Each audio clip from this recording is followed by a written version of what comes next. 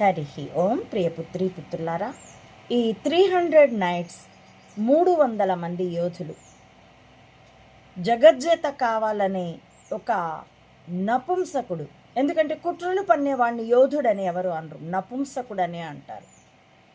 శారీరకంగా నపుంసకులైనా అవ్వకపోయినా మానసికంగా వాడు నపుంసకులే.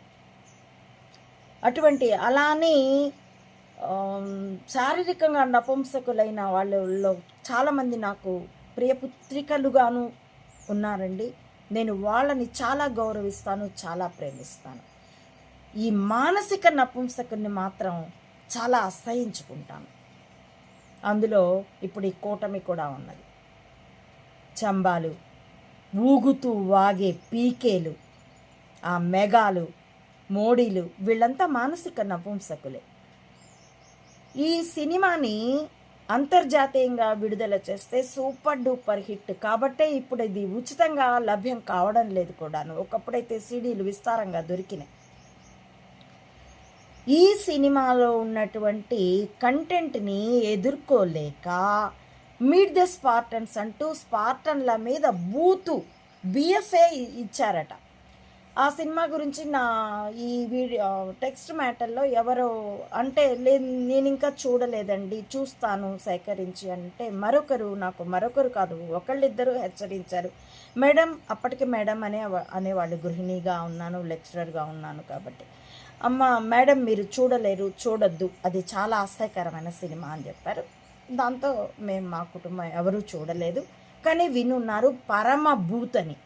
ఇప్పుడు పరిశీలించి చూడండి, ఇది ఆ డ్రామోజీ నకిలీ కణిక గూఢచర్య వలయానికి ప్రపంచవ్యాప్తంగా చుట్టి ఉన్నది. కాబట్టి ప్రపంచవ్యాప్తంగా సిఐఏలకి, మోసాదులకి, M5లకి, M6లకి, మెస్లకి, ISAలకి అందరికీ ఉన్న బుద్ధి అదే. ఇప్పుడు కూటమికి ఉన్న బుద్ధి కూడా అదే.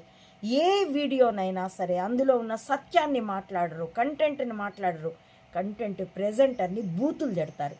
అది ఎంత ఘోరం అంటే, ఇటీవల కాశిరెడ్డి నాయన ఆశ్రమం ధ్వంసం చేయడం గురించి నేను వీడియో పెడితే ఒక నారాయిస్ట్ వచ్చి, కాశీనాయన ఎవడే, నీ రంకు మొగుడా అని రాశాడు.